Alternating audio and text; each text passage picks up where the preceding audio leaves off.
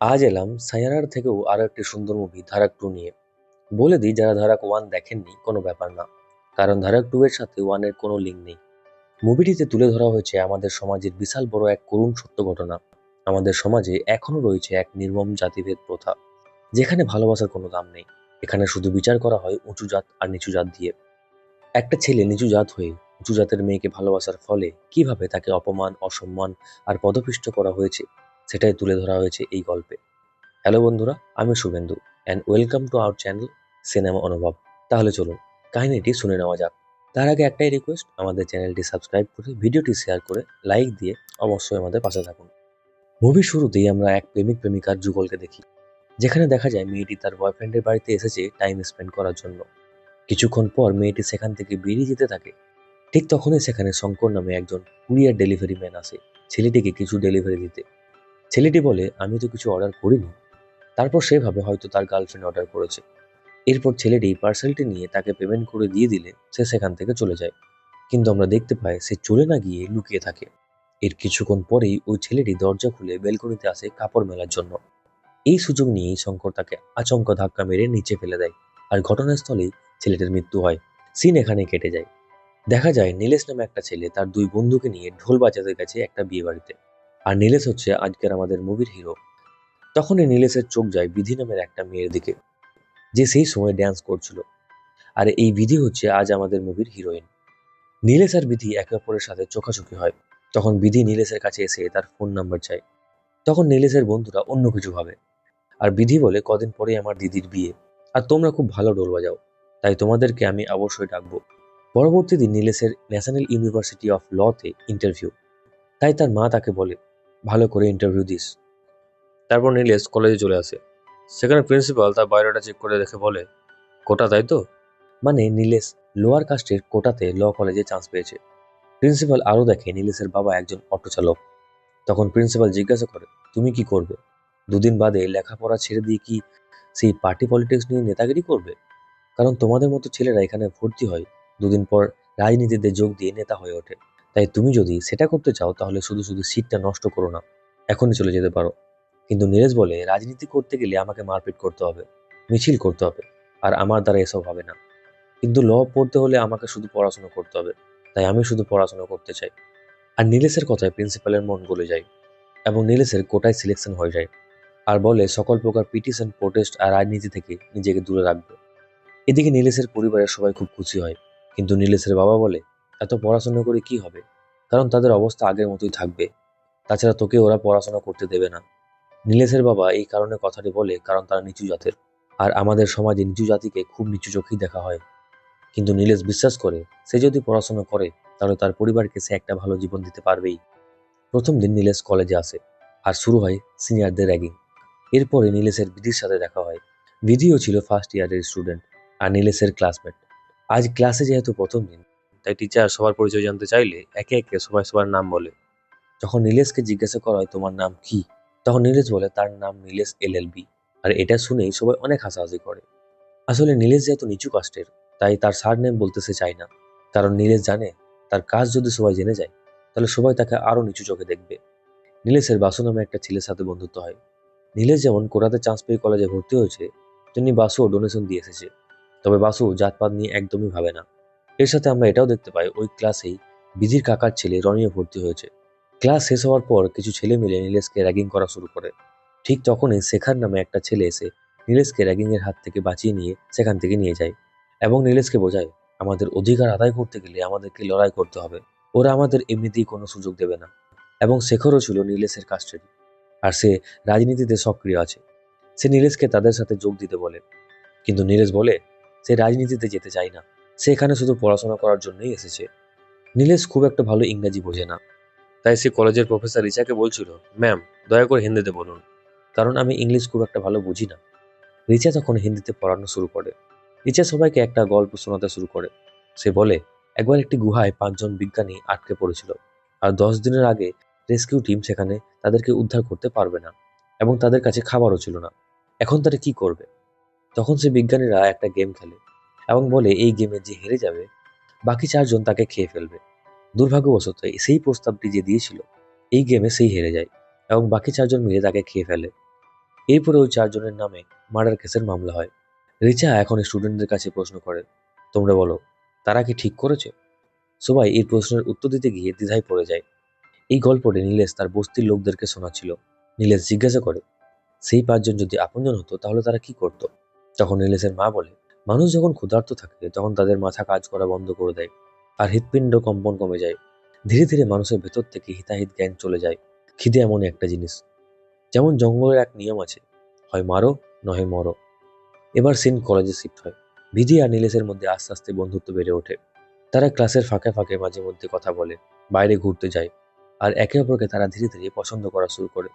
বিধি জানায় এর আগেও তার একটা বয়ফ্রেন্ড ছিল, কিন্তু সে খুব টক্সিক টাইপের ছিল, তাই তার সাথে সে ব্রেকআপ করে নিয়েছে। কিন্তু নীলেশ একদমই এরকম না, তাই নীলেশকে তার খুব ভালো লাগে। এবার রাতের বেলায় শঙ্করকে দেখানো হয়। একটা বাড়ি থেকে শঙ্করকে ডাকা হয়েছে। শঙ্কর আসলে তারা জানায় তাদের বাড়ির মেয়ে নিচু জাতের একটা ছেলের সাথে প্রেমের সম্পর্কে জড়িয়েছিল, কিন্তু তার ভাই তাকে এটি করতে বারণ করলেও শোনে না। তখন মেয়েটার ভাই মেয়েটাকে ধাক্কা দিয়ে দেয়, আর মেয়েটি সেখানেই মারা যায়। কিন্তু তারা এখন কিভাবে এই মৃত্যুটিকে স্বাভাবিক দেখাবে সেই নিয়ে চিন্তিত। তখন শঙ্কর মেয়েটিকে টানতে টানতে তাদের একটা ঘরে নিয়ে যায়, আর একটা ওড়না বের করে ফ্যানের সাথে মেয়েটিকে ঝুলিয়ে দেয়। কিন্তু তখনই মেয়েটির জ্ঞান ফিরে আসে। এর থেকে আমরা বুঝতে পারি মেয়েটি তখনও মারা যায়নি। কিন্তু শঙ্কর মেয়েটি জীবিত আছে দেখেও তাকে জোর করে ফ্যানের সাথে ঝুলিয়ে দেয়, আর মেয়েটি সেখানেই মারা যায়। একদিন কলেজের প্রফেসর ইংলিশ ক্লাস করাচ্ছিলেন, কিন্তু নীলেশ কিছুই বুঝতে পারছিল না, এবং তার সাথে থাকা তার বন্ধু বাসুও কিছু বুঝতে পারছিল না। তাই বাসু খাতার মধ্যে শুধু ডি আঁকছিল। তখন বাসু নীলেশকে বলে, তুইও এটাই কর। এবার প্রফেসর এসে যখন চেক করে দেখে নীলেশের খাতায় সব ডি আঁকা রয়েছে, তখন প্রফেসর নীলেশকে খুব অপমান করে আর বলে, কোটায় ফ্রিতে চান্স পেয়েছো এসব করার জন্য? আর এই দেখে ক্লাসের সবাই নীলেশকে নিয়ে হাসাহাসি করছে। নীলেশ তখন বাকিদের খাতাও দেখাতে যায়, কিন্তু প্রফেসর রেগে গিয়ে তার কোনো কথা না শুনে তাকে ক্লাস থেকে বের করে দেয়। ক্লাস শেষে বিধি নীলেশের সাথে দেখা করে আর তাকে সান্ত্বনা দেয়। তখন নীলেশ তার এই পর্যন্ত আসার কাহিনীটি শোনাতে থাকে। নীলেশ জানায়, তার গ্রামের পাশেই একটা পুকুর ছিল। একদিন নীলেশ আর তার বন্ধুরা সেখানে স্নান করতে গেছিল, আর পুকুর ছিল গ্রামের উঁচু জাতের মানুষদের। আর নীলেশরা যেহেতু নিচু জাতি ছিল, তাই সেই পুকুর থেকে তাদেরকে সরে যেতে বলা হয়। তাই নীলেশরা তখন সেখান থেকে চলে যাচ্ছিল, কিন্তু নীলেশ তার পোষ্য কুকুর বিজুকে খুঁজে পাচ্ছে না। তখনই একজন বলে ওঠে, ও ছেলেগুলো কিছু করলো না তো? আর এটা শোনা মাত্রই নীলেশ রেল লাইন দিকে ছুটে গিয়ে দেখে ওরা বিজুকে রেল লাইনের ওপর বেঁধে রেখেছে, আর সামনে থেকে একটা ট্রেন এসে কুকুরটিকে ধাক্কা মারে। এমনকি পুলিশ এসে উল্টো তাদেরকেই থানায় ধরে নিয়ে যেতে থাকে। নীলেশের মা বাধা দিতে এলে সবার সামনে একজন পুলিশ অফিসার তার মাকে থাপ্পড় মারে। পরে তার মা অনেক কষ্টে একজন লয়ারের মাধ্যমে তাদের সবাইকে থানা থেকে ছাড়িয়ে নিয়ে আসে। সেদিন থেকেই তার মা তাকে শিখিয়েছে, যেভাবেই হোক নিজের অধিকারের জন্য লড়াই করতে হবে, আর এই জন্যই তোকে লয়ার হতে হবে। এদিকে বিধির দিদির বিয়ে ঠিক হয়েছে। আমরা জানতে পারি বিধির বাবা একজন লয়ার। যখন বিধির বাবা বিয়ের কার্ড রেডি করছিল, তখন বিধি বলে তার দুটো বন্ধু বাসু এবং নীলেশকেও সে নিমন্ত্রণ করতে চায়। এটি শুনে রনি আপত্তি করে, কারণ নীলেশ ছিল নিচু জাতের। তবে কোনো রকমে বিধি নীলেশকে নিমন্ত্রণ করে, আর বিয়ের কার্ড দেখে নীলেশ জানতে পারে বিধির মা মারা গিয়েছে। বিধি বলে, আমি যখন ক্লাস 8-এ পড়ি তখন আমার মা ক্যান্সারে মারা গেছে। এই কথা বলতে বলতে বিধি খুবই ইমোশনাল হয়ে পড়ে। তখন তারা একে অপরকে কিস করে। এবার বিয়ের দিন নীলেশ খুব এক্সাইটেড হয়ে বিধির দিদির বিয়েতে আসে, এবং তাদের বন্ধুদের সাথে আনন্দে মেতে ওঠে। তারা সবাই একসাথে নাচ গান করে। এর সাথে সাথে বিধিও খুব খুশি ছিল। আর তাদের দুজনের এই চোখাচোখি দেখে বিধির বাবা কিছু একটা আন্দাজ করে। তাই নীলেশ যখন ডিনার করতে যায় তখন বিধির বাবা তাকে আলাদা করে ডেকে নিয়ে আসে তার সাথে কিছু কথা বলার জন্য। তখনই হঠাৎ সেখানে রনি কিছু লোকজন নিয়ে এসে নীলেশকে ভয়ানকভাবে মারধর করতে থাকে এবং বলে, তোর সাহস কিভাবে হলো বিধির সাথে পাশাপাশি দাঁড়িয়ে ড্যান্স করার? এই বলে রনি তার গায়ে প্রস্রাব করে দেয়। বিধির বাবা তাদের সবাইকে আটকানোর চেষ্টা করে, কিন্তু সবাই মিলে নীলেশকে লাঞ্ছিত করে সেখান থেকে চলে যায়। পাশাপাশি তারা হুমকি দেয় যে নীলেশ যেন বিধির থেকে দূরে থাকে। এই ঘটনার ফলে নীলেশ পুরোপুরিভাবে মানসিকভাবে ভেঙে পড়ে। এরপর নীলেশ বিধিকে কিছু না বলে কাঁদতে কাঁদতে বাড়ি চলে যায়। তখন থেকে নীলেশ তার ফোন বন্ধ করে দেয়, কলেজ যাওয়া বন্ধ করে দেয়। অন্যদিকে কলেজ প্রবেশ করার অপরাধে শেখারকে কলেজ থেকে সাসপেন্ড করে দেওয়া হয়। অবশেষে বিধি নীলেশের কোনো খোঁজ খবর না পেয়ে নীলেশের বাড়িতে এসে হাজির হয় আর জিজ্ঞেস করে, এমন কি হয়েছে যে তুমি আমাকে অ্যাভয়েড করছো? আসলে বিধি ওই রাতের বিষয়ে কিছুই জানে না। তাই বিধি ভাবছে নীলেশ কোনো কারণ ছাড়াই তার থেকে দূরে সরে যাচ্ছে। অবশ্য নীলেশ বিধিকে বাস্তবতা বোঝানোর চেষ্টা করে যে তোমার আমার কাস্ট একদমই আলাদা, তোমার আমার মধ্যে অনেক পার্থক্য আছে, তাই আমাদের দূরে সরে যাওয়াই ভালো। কিন্তু বিধি বলে, আমি এসব মানি না, আমরা একে অপরকে ভালোবাসি, এটাই আমার জন্য যথেষ্ট। কিন্তু নীলেশ জানে বিধি যাই বলুক না কেন তার পরিবার কিছুতেই এটা মেনে নেবে না। তাই বিধির হাজার বোঝানোর পরও নীলেশ তাকে সেখান থেকে ফিরিয়ে দেয়। ওই দিনের পর থেকে তাদের দুজনের রাস্তা আলাদা হয়ে যায়। নীলেশ আবারও কলেজ যাওয়া শুরু করে, কিন্তু বিধিকে এড়িয়ে চলে, তার সাথে কথা বলে না। তাই বিধিও খুব ভেঙে পড়ে। একদিন ক্লাসে একটা কেস স্টাডি রিহার্সাল চলছিল, যেখানে রনি বিচারক সেজেছিল আর বিধি এবং নীলেশ লয়ার। তাদের দুজনের মধ্যে তর্ক শুরু হয়, আর রনি ইচ্ছা করেই বারবার নীলেশকে থামিয়ে দিচ্ছিল। এক পর্যায়ে নীলেশের মাথা গরম হয়ে যায় আর মেরে রনির নাক ফাটিয়ে দেয়। এই ঘটনার কারণে প্রিন্সিপাল নীলেশকে বলে তার বাবাকে কলেজে নিয়ে আসতে, তা না হলে কলেজ থেকে তাকে সাসপেন্ড করে দেওয়া হবে। এই কথা শুনে নীলেশ খুব চিন্তায় পড়ে যায়, কারণ তার বাবাকে সে কলেজে আনতে চায় না।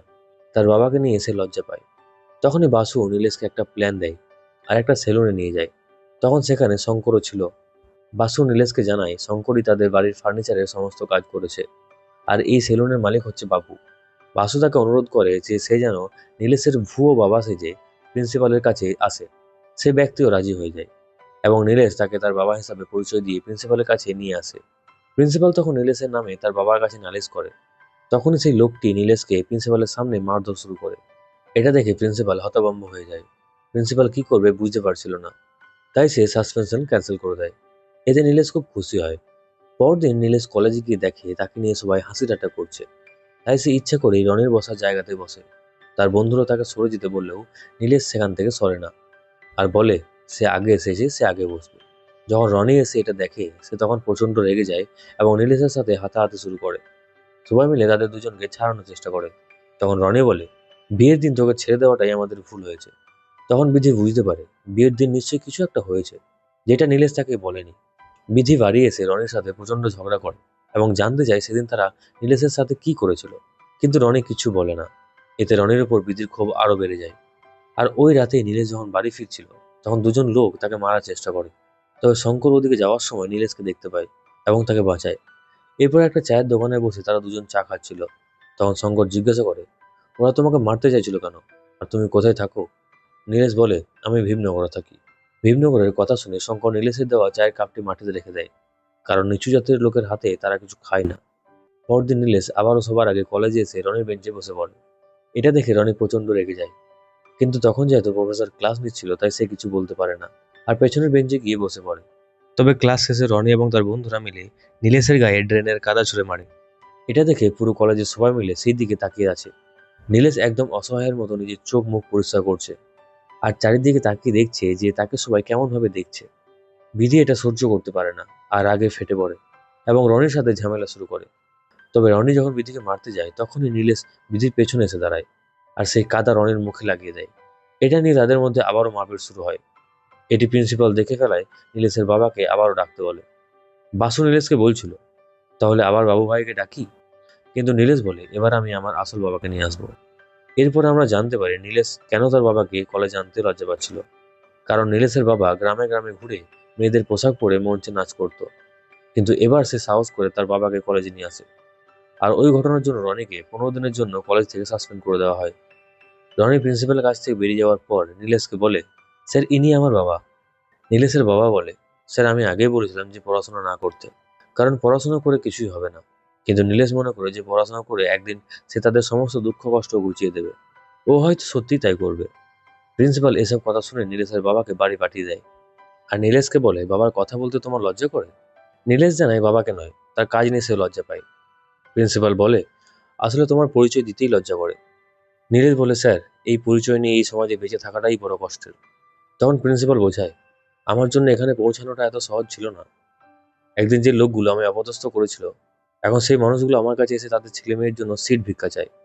তাই তোমাকে শক্ত হতে হবে।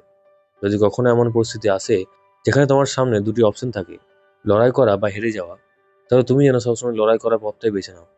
এদিকে নীলেশের বাবা যখন বাড়ি ফিরছিল, তখন রনি তার কিছু বন্ধুদের নিয়ে রাস্তার মধ্যে নীলেশের বাবাকে প্রচন্ড অপমান করে, এমনকি তার কাপড় পর্যন্ত খুলে দেয়। আর যখনই সেখানে নীলেশ আসে, তারা সেখান থেকে ভয়ে পালিয়ে যায়। এদিকে বাড়ি ফিরে গিয়ে রনি আর বিধি আবারও ঝামেলা শুরু করে। রনি বিধির বাবাকে বলে, তোমার মেয়েকে সামলাও, কারণ এর জন্যই আমাদের বাড়ির মান সম্মান সব চলে যাবে। কারণ ওই নিচু জাতের ছেলেটা সারাক্ষণ বিধির সাথে ঘোরাফেরা করে। এটা শুনে বিধি রেগে যায় আর বলে, সম্মান কি? এটা দেখতে কেমন হয়? এটা কি শুধু মেয়েদের জন্যই বাঁধা ধরা, আর ছেলেরা যা খুশি করতে পারে, তাতে পরিবারের সম্মান যায় না? এই কথাগুলো শুনে বিধির বাবা চুপ হয়ে যায়। এরপর রনির বাবা বিধির বাবাকে বোঝায়, দেখো দাদা, এরকম ঘটনা ঘটতে থাকলে আমাদের পরিবারের মান সম্মান নষ্ট হবে। তাতে আমাদের বাড়িতে কেউ মেয়ে দেবেও না আর মেয়ে নেবেও না। কিন্তু আমাদের মেয়েকে তো আমরা মারতে পারি না, তাই ওই ছেলেকেই আমরা মেরে ফেলবো। পরদিন নীলেশ কলেজে যায় এবং শেখরের খোঁজ করলে জানতে পারে শেখর সেখানে আসেনি। তাই সে তার রুমে যায় এবং শেখরের ঝুলন্ত মরদেহ উদ্ধার করে। আসলে শেখর অধিকার আদায়ের জন্য প্রতিবাদ করছিল, যা কলেজের নিয়মের বিরুদ্ধে ছিল। তাই তাকে সাসপেন্ড করে দেওয়া হয়েছিল। আর এই অপমান সহ্য করতে না পেরেই সে আত্মহত্যা করেছে। এতে নীলেশ ভীষণ কষ্ট পায়। এরপর বিধির সাথে সে দেখা করে আর বলে, আমি বিজুকেও বাঁচাতে পারিনি আর শেখরকেও বাঁচাতে পারলাম না, হয়তো তোমাকেও বাঁচাতে পারবো না। তাই তুমি যদি আমাকে ভালোবাসো তাহলে আমার থেকে দূরে সরে যাও, কারণ শেখরকে এই সমাজ খুন করেছে আর আমার সাথে থাকা এত সহজ নয়। বিধি বলে, তুমি কেন নিজের সাথে লড়াই করছো? আমাকে সবকিছু খুলে বলো।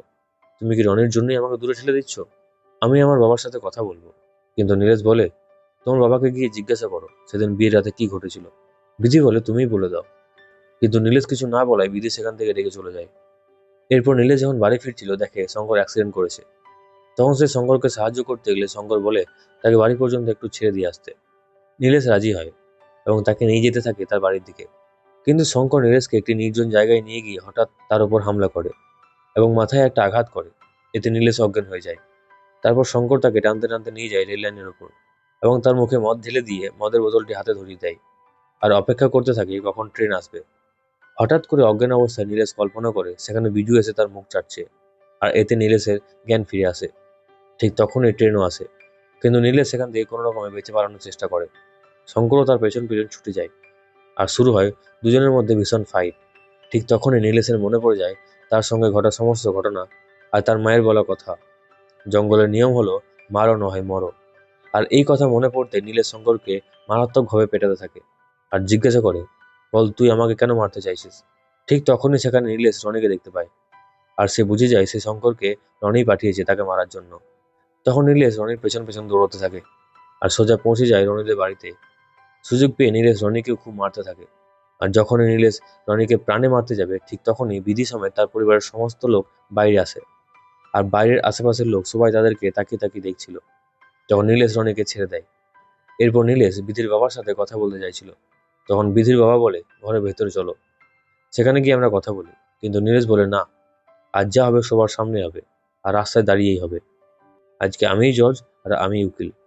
নীলেশ বিধির বাবাকে বলে, আমি সেদিন এমনি এমনি আপনাদের বাড়িতে আসিনি, আমাকে নেমন্তন্ন করে ডাকা হয়েছিল আর আপনারা আমাকে ভালো করে সমাদর করেছেন, সবার সামনে অপমান করেছেন, আমাকে মারধর করেছেন। সমস্ত ঘটনাই সে খুলে বলে। এতে বিধিও বুঝতে পারে সেদিন রাতে ঠিক কি হয়েছিল। নীলেশ বলে, এত অপমানের পরও আপনাদের হয়নি। আমার ওপর নালার জল ফেলে দেওয়া হয়েছে, আমার বাবার কাপড় খুলে নেওয়া হয়েছে, এমনকি আমাকে শেষ করার জন্য ভাড়াটে গুন্ডাও পাঠালেন। নিচু জাত বলে কি আমরা মানুষ নই? আমাদের সমাজে কি কোনো জায়গা নেই? নীলেশ বলে, আপনারা ভাবেন আমরা নিচু জাত, কিন্তু আসলে আমরা না, বরং আপনাদের চিন্তাধারাই অনেক নিচু। আপনারা নিচু জাতের মানুষদেরকে মানুষ হিসাবে গণ্যই করেন না। আমি চেয়েছিলাম পড়াশোনা করে আকাশে উঠতে, কিন্তু আপনি তো আমার সেই আকাশটাই ছিনিয়ে নিয়েছেন। বিধির বাবার কাছে এত কথার কোনো উত্তর ছিল না, কিন্তু রনির বাবা বন্দুক নিয়ে এসে নীলেশকে মারতে চাইছিল। তখন বিধি চিৎকার করে ওঠে আর সবার সামনে নীলেশকে জড়িয়ে ধরে। এদিকে শঙ্করও এই প্রথমবার কোনো কাজে ব্যর্থ হয়েছে, তাই সে এই অপমান সহ্য করতে না পেরে নিজেকে শেষ করে দেয়। এরপর আমরা কলেজের সিন দেখতে পাই। সেদিন নীলেশের পরীক্ষা দিতে দিতে তার কলমের কালি শেষ হয়ে যায়। তখন রনি তার কলমটি বাড়িয়ে দেয়। এখান থেকে বোঝা যায় তাদের দুজনের মধ্যে এখন বন্ধুত্ব সম্পর্ক গড়ে উঠেছে আর তাদের পরিবারের মনোভাবও পরিবর্তন হয়ে এসেছে। তাদের মধ্যে আর কাস্ট নিয়ে কোনো সমস্যা নেই। আর এভাবেই শেষ হয় ধারাক 2 মুভির কাহিনী। সিনেমাটি তো আমার খুব ভালো লেগেছে, তবে আপনাদের কেমন লেগেছে সেটা কমেন্ট করে জানাতে ভুলবেন না। তার সাথে সাবস্ক্রাইব বাটনটিও প্রেস করতে ভুলবেন না। আজ বিদায় নিচ্ছি, আবার আসছে খুব সুন্দর একটা গল্প নিয়ে।